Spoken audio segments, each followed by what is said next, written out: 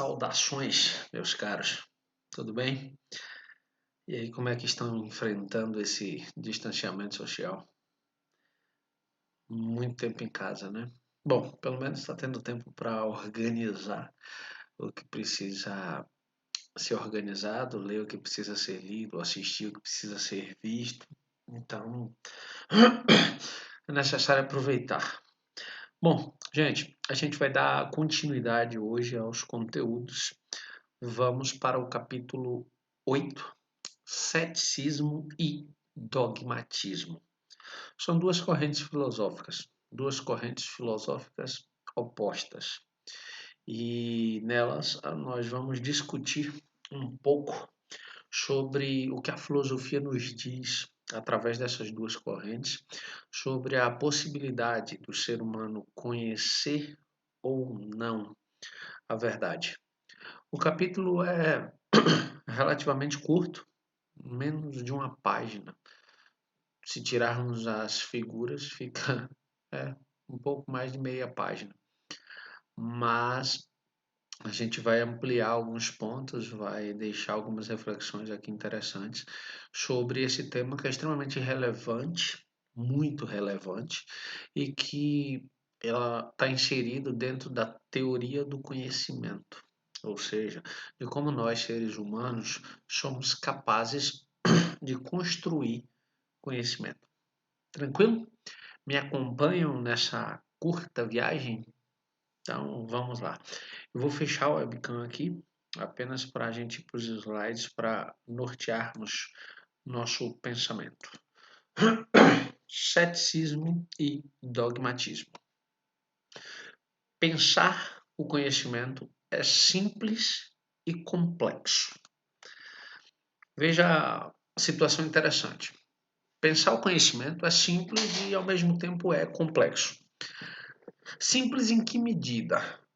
Complexo em que medida?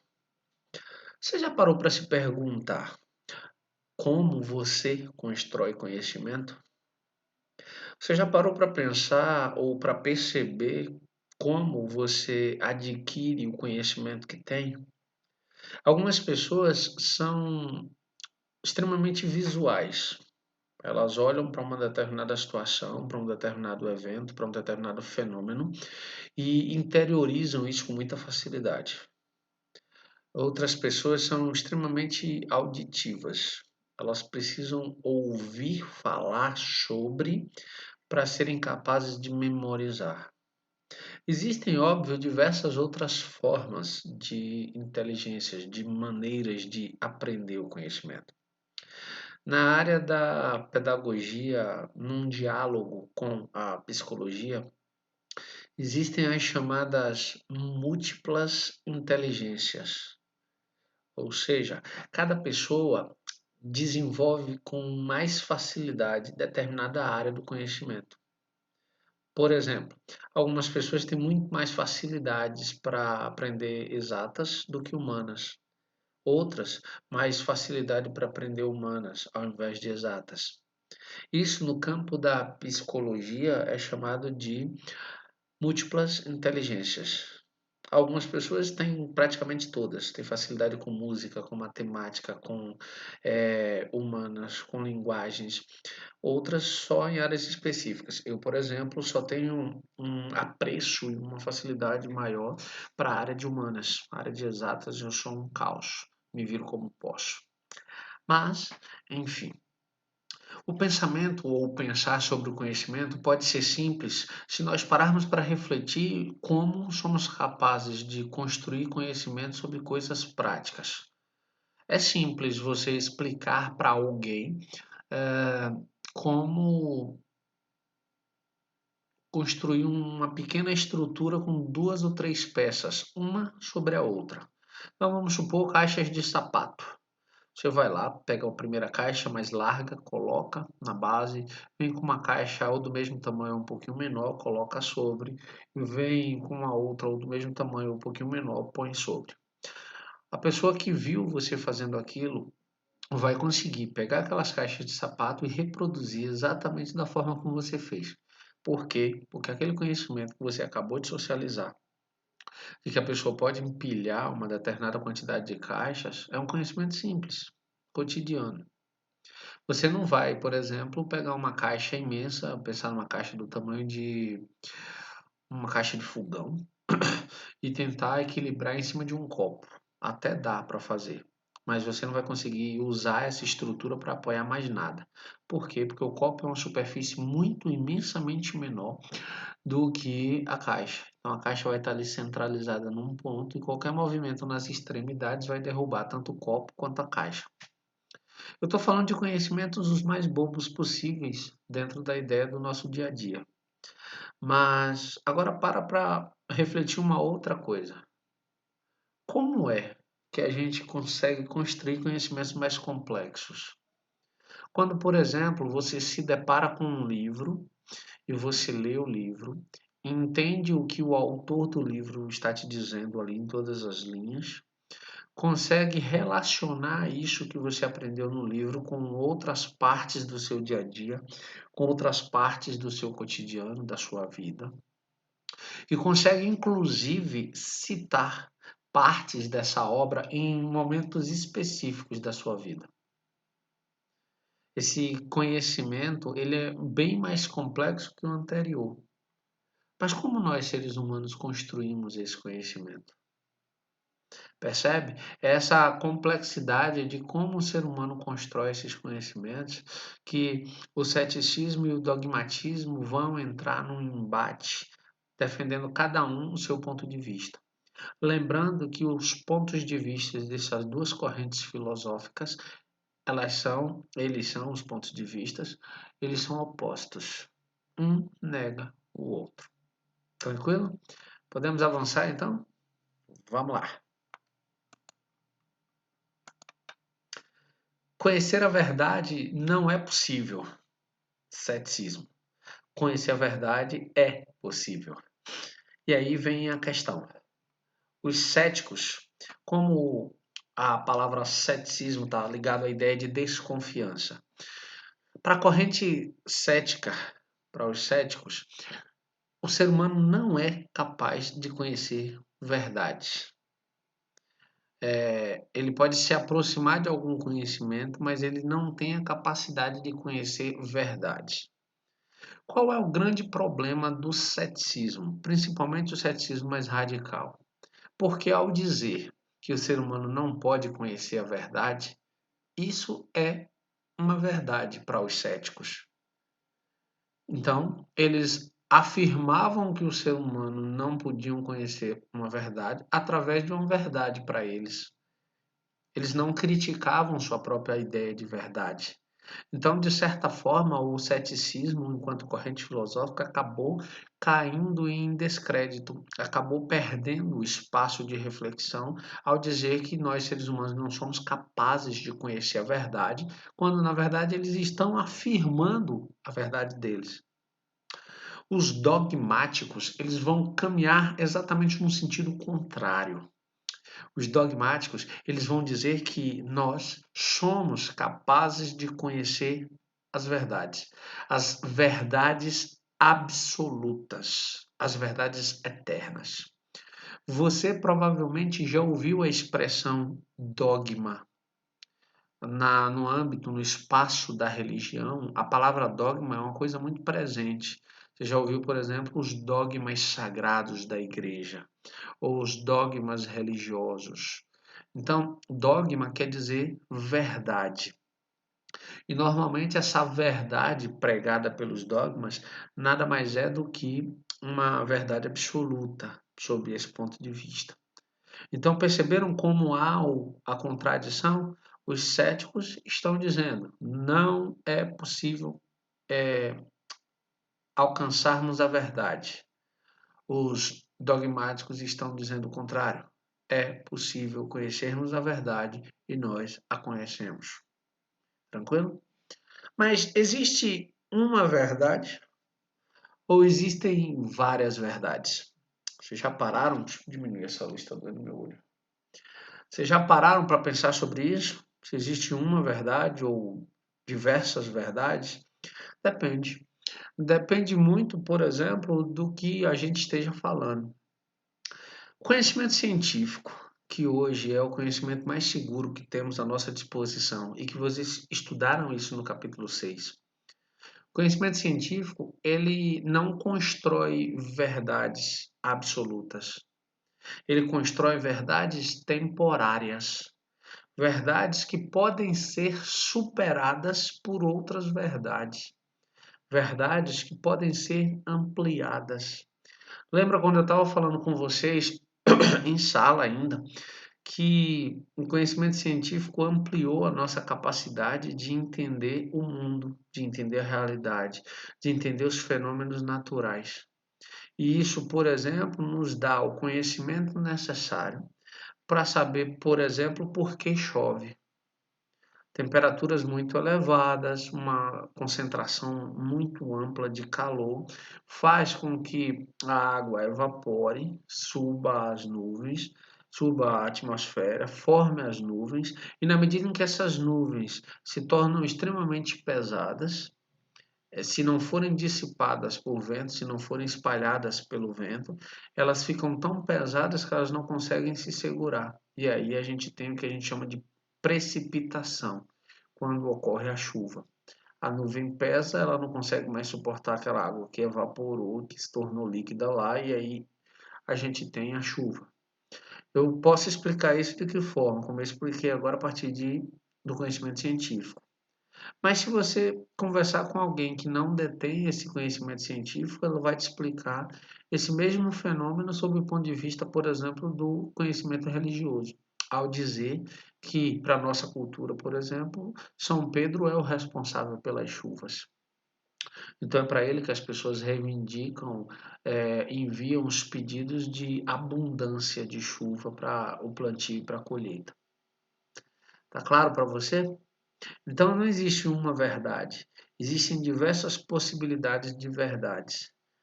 O que não existe, e aí é um ponto delicado do pensamento dogmático, o que não existe é a verdade absoluta.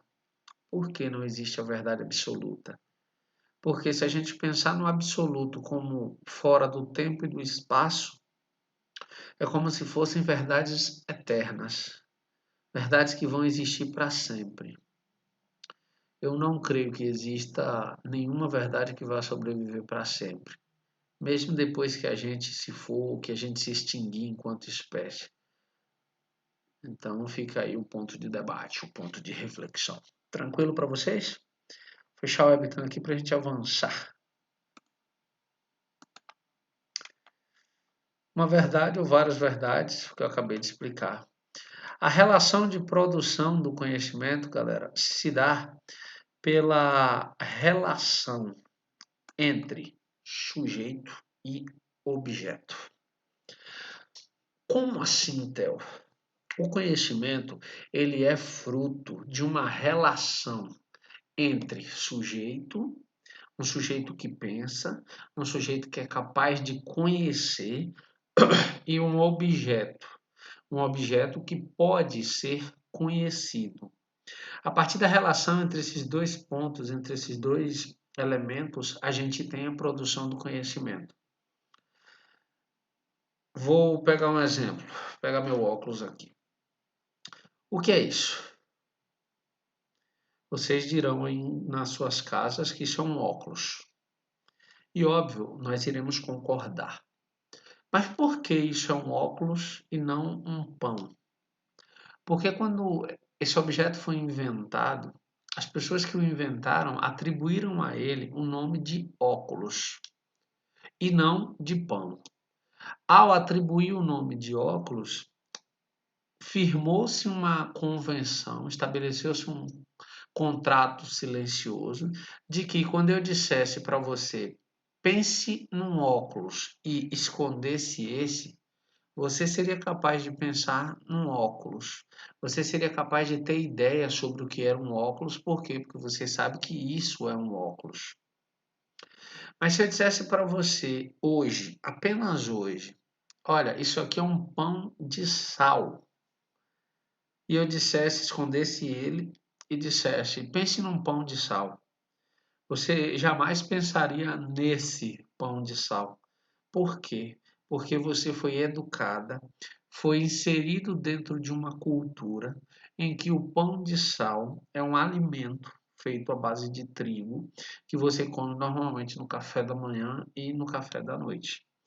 E que isso, sendo um óculos, não pode se transformar num pão de sal, nem ser chamado sobre um pão de sal.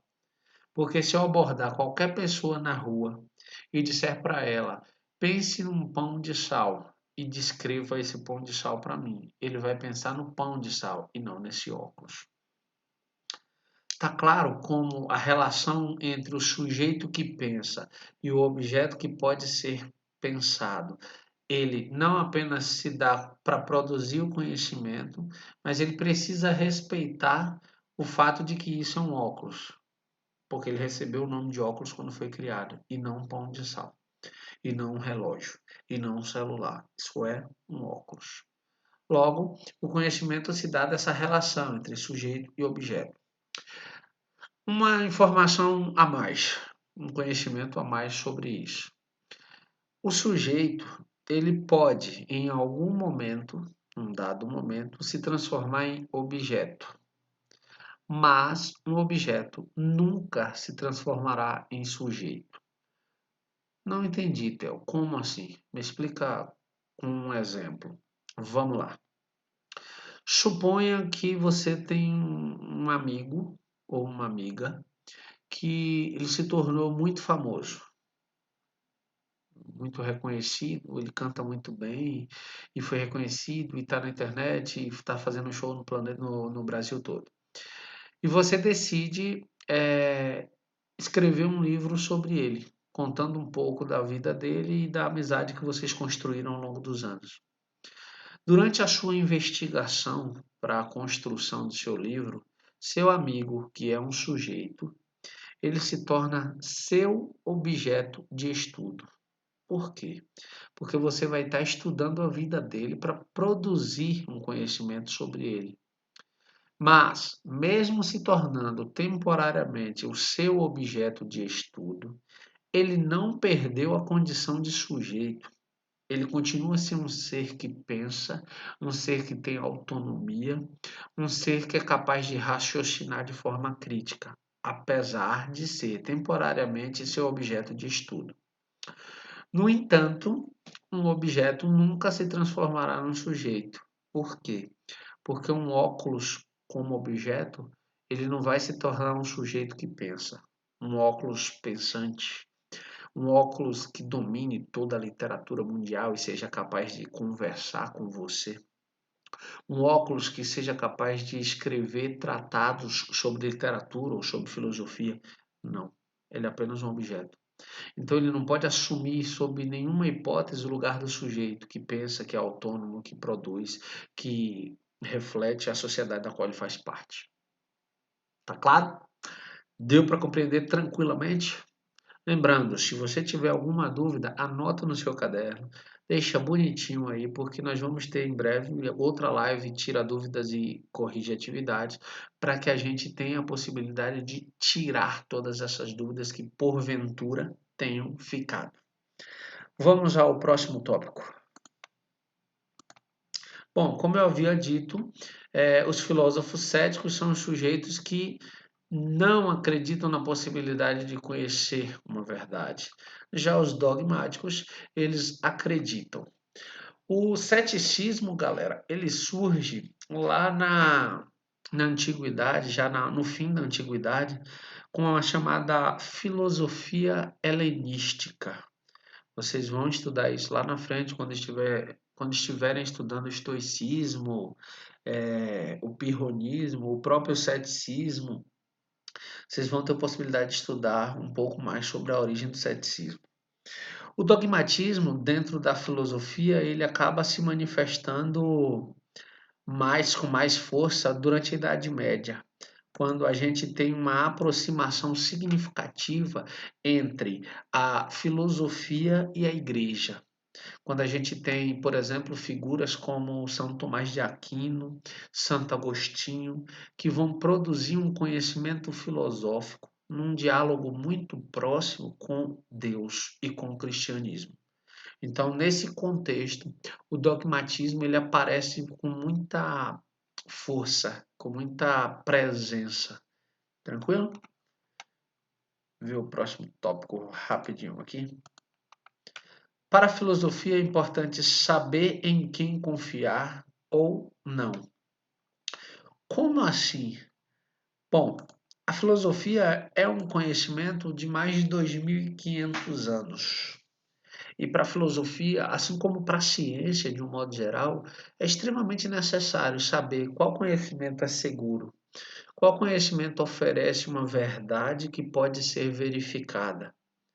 Lembram quando a gente estava estudando lá no capítulo 6, formas de conhecimento, que tanto o conhecimento do senso comum, quanto conhecimento mítico, quanto conhecimento religioso, são formas de conhecimento que não exigem comprovação. São formas de conhecimento que não exigem verificação e que normalmente estão amparadas na crença das pessoas. O conhecimento científico, bem como o conhecimento filosófico, ele precisa ser capaz de oferecer a quem alcança uma determinada verdade a possibilidade de verificar a validade daquela verdade. Então, você alcançou uma verdade matemática, por exemplo. Prove que essa verdade é segura. Então, você vai seguir o passo a passo de uma equação para provar que o resultado que você aceitou, não, deixa-me dizer, escolher um termo melhor, que você alcançou é correto. Por isso, por exemplo, nas provas de matemática, quando a professora diz não adianta marcar a opção certa se você não deixar o cálculo. O que é o cálculo? O cálculo é a prova de que você alcançou aquela verdade. Você está provando que alcançou aquela verdade. E não que olhou para o lado e viu a letra A marcada na prova do coleguinha. Tá claro? Tranquilo? Então, vamos lá. Próximo tópico. Podemos conhecer tudo? Podemos ter certeza de tudo? Haha, e aí? O que é que vocês acham? Podemos conhecer tudo? Podemos ter certeza de tudo? Eu deixarei vocês com algumas reflexões. Primeiro, a do pai da filosofia, Sócrates. Sócrates tem na frase célebre atribuída a ele dito: só sei que nada sei. Ao dizer isso, Sócrates reconhece a sua ignorância, ou seja, o não saber diante das coisas, e se abre para a possibilidade de saber, de conhecer. Um outro pensador importantíssimo, Isaac Newton, pai da física moderna, disse: o que sei é um grão de areia no oceano do que ignoro. Ou seja, ele sabe muito pouco do que existe para se saber. Nós sabemos muito pouco do que há para se saber. Uma vez eu estava assistindo a uma palestra de um professor de filosofia da PUC de São Paulo e da FAAP, Faculdade de Comunicação de São Paulo também. O professor Luiz Felipe Pondé.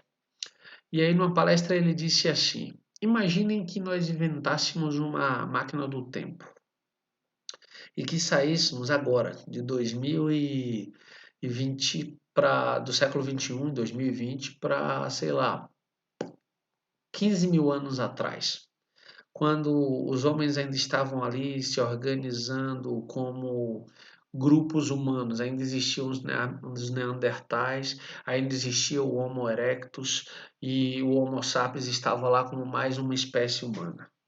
Bom, imagine que você chegasse lá e conseguisse se comunicar com, por exemplo, o Homo sapiens. E ele dissesse para você: quem é você? Você provavelmente diria: eu vim do futuro. Quanto no futuro? Ele diria 12. Você diria 12, 13, 14 mil anos à frente. Ele diria: que legal! O que tem no futuro? E você diria: bom, temos celulares, a gente consegue conversar com pessoas do outro lado do mundo, como se tivesse um mundo à frente do outro. Temos carros que andam muito rápido. Temos aviões que nos permitem voar. Temos submarinos que nos permitem descer a profundidades impensáveis. Esse Homo sapiens de milhares de anos atrás te perguntaria: de onde viemos? Para onde vamos? Existe vida depois da morte? A alma é mesmo imortal? Ao fazer essas perguntas, você constataria que, não sabendo as respostas como nós não sabemos, esses milhares de anos que passamos não somaram muito a responder as principais perguntas que nos angustiam desde sempre. Percebe? Às vezes a gente acha que sabe muito porque inventamos sim muita coisa, muita tecnologia e muito conhecimento. Mas diante das coisas que a gente não sabe, as certezas que temos são muito pequenas. Daí porque eu costumo dizer que, citando um pensador que eu gosto muito, Arthur Schopenhauer, ele diz que as pessoas que não sabem nada têm certezas absolutas. E as pessoas que sabem pouco, têm dúvidas imensas. É por aí. Eu deixo para vocês, então, as atividades desse capítulo. Um abraço extremamente apertado e digo que estou com muita saudade de vocês, do convívio, das aulas presenciais, mas a gente se encontra em breve. Nos encontraremos em breve. Todos bem. Lembrando, se você ficou com alguma dúvida, anota no seu caderno e na próxima live Tira a Dúvida a gente se encontra para sanar essas dúvidas. Afinal de contas, ter dúvidas é muito bom para o conhecimento. Valeu? Tchau, tchau e um forte abraço para vocês. E um bom São João.